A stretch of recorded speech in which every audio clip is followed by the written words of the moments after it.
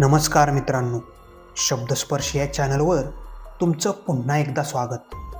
आजच्या कथेचं नाव आहे पेटोंगलीचा ढव. लेखन सिद्धी चव्हाण. कथा सुरू करण्याआधी जे कोणी या चॅनलवर पहिल्यांदा आले आहे त्यांनी पटकन चॅनलला सबस्क्राईब करून घ्या. चला तर मग वेळ न घालवता कथेला सुरुवात करूया.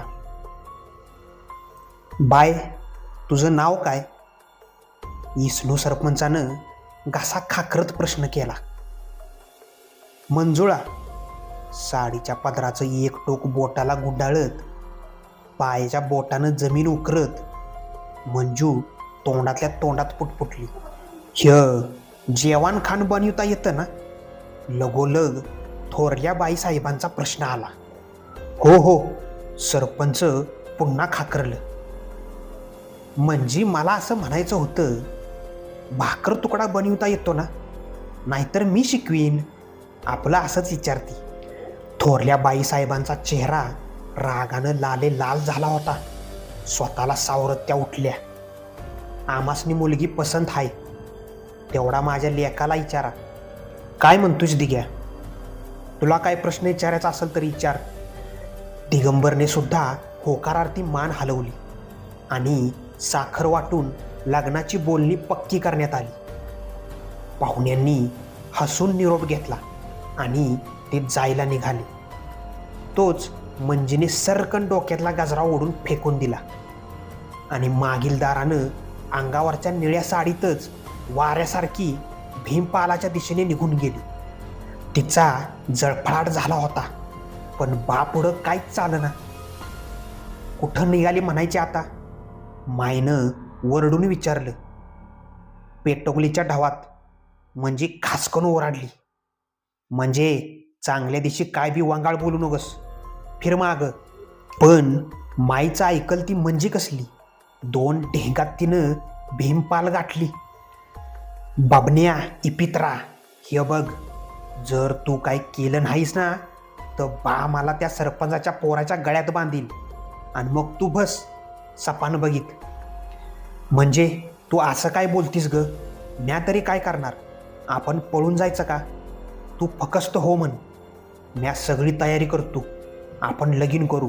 मग तुझा बा काय, त्याचा बा बी काय करू शकणार नाही. आपण पळून जायचं?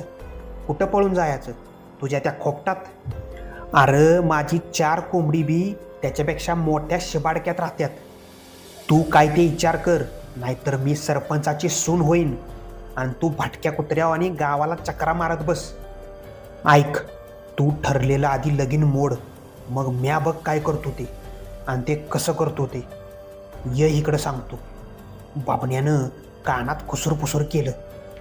समजल्याची एक टिचकी वाजवत मंजी वाऱ्यासारख्या आल्या पावली घराच्या दिशेनं निघून गेली. मंजी घरात पोचली तसं जोरजोरात हसू लागली. मी तुला जित्ता सोडणार नाही. आये आये मला वाचीव. मला ह्यो पेटोंगलीचा ढवात घेऊन जातोय बघ, मला वाचीव. आणि मंजी जोरजोरात हसत होती. असं रोजच चालू होतं.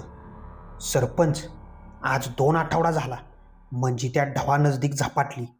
कधी बी हसती, कधी बी रडती, जोरजोरानं हातपाय आपटती, काय बी कळना झालं. बुवा येऊन गेलं, बांबूट बी बघून गेलं, कवडीचा सुधीक फरक नाही. लग्नाचं पुढं काय करायचं तुम्हीच सांगा आता. तुमच्या लेकाला अडकवून ठेवायची आमची अजिबात इच्छा नाही.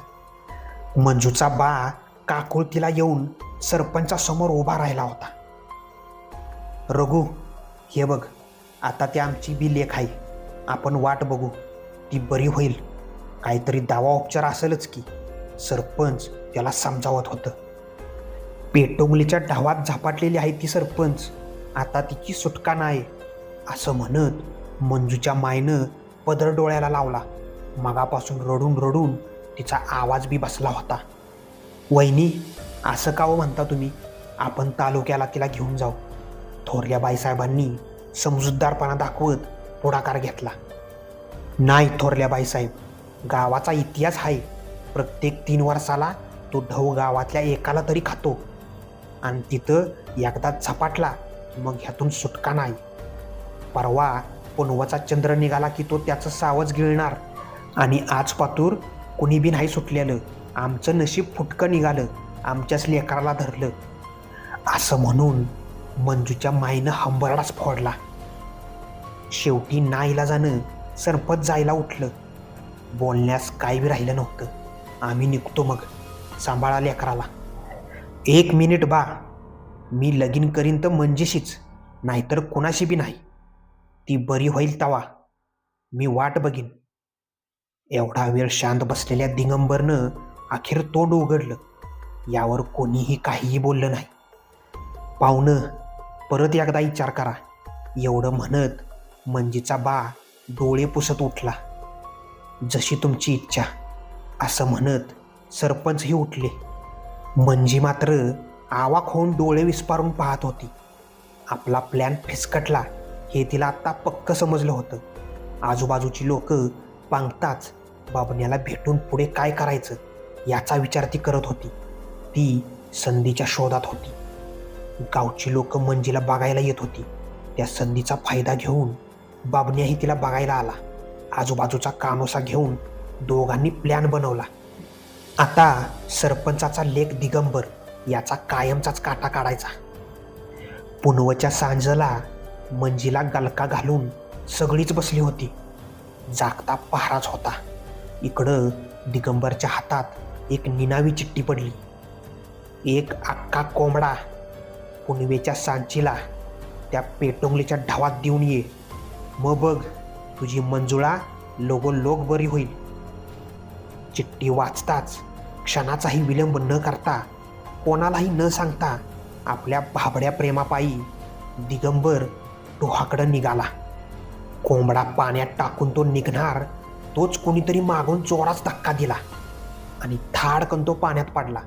हातपाय मारून आरडाओरडा करून काहीही उपयोग झाला नाही. बिचाऱ्याचा नाहक बळी गेला. काम झाले होते. दिगंबरला धक्का देऊन झाल्यावर इकडे बबनने ठरल्याप्रमाणे विशिष्ट आवाजात मोठ्याने आरोळी दिली. आरोळी ऐकताच मंजीचा आनंद गगनात मावेना. एवढ्यात घराबाहेर गडबड ऐकू आली. दिगंबर घरात नाही म्हणून शोधाशोध चालू झाली.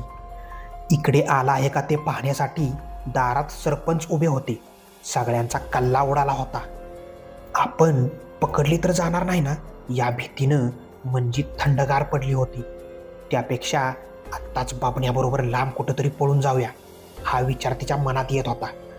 क्षणाचाही विचार न करता आपल्या जवळपास कोण नाही आणि बाहेर उडालेला गोंधळ बघून मिळालेल्या संधीचा फायदा घेत ती ताडकन उठली आणि मागच्या दारानं पळत सुटली. कोणालाही न कळता तिने डोहाचा रस्ता गाठला. हे लक्षात येताच इकडे सगळी लोक मिळेल त्या रस्त्याने तिला शोधत सुटली. बाबण्या, ए बाबण्या, कुठं आहेस र? तिनं आवाज दिला. पण पेटोंगलीच्या ढवावर स्मशान शांतता पसरली होती. एका बाजूला टरटरीत फुगलेला दिगंबरचा देह पाण्यावर तरंगत होता. ती अक्षरशः किंचाळली. इतक्यात बाजूच्या झुडपालगत आवाज आला. मी इथं आहे. मंजीला जरा हायसं वाटलं. 2-3 पायऱ्या उतरून ती डोहाच्या अगदी जवळ आली. पुनवेच्या चंद्राचे प्रतिबिंब त्या डोहाच्या पाण्यावर उतरले होते. बाजूलाच दिगंबरचा मृतदेह तरंगत होता. पण बाबण्या तिथं नव्हताच. तो केव्हाच तिथून निघून गेला होता. 2 सेकंदाचा अवधी. सर्रकन एक सावली तिच्या अंगावरून गेली. पुढच्याच क्षणी तिच्या पायाला एका काटेरी झुडपांचा विळखा बसला. तो तिला सरळ डोहाच्या तळाशी घेऊन गेला. अगदी शेवटच्या क्षणी तिला माईचं बोलणं आठवलं. गावाचा इतिहास आहे. प्रत्येक 3 वर्षाला तो ढव गावातल्याच एकाला तरी खातो आणि तिथं एकदा झपाटला की मग ह्यातून सुटका नाही. ठरल्याप्रमाणे पेटोंगलीच्या डोहानं त्याचं सावज गिळलं होतं.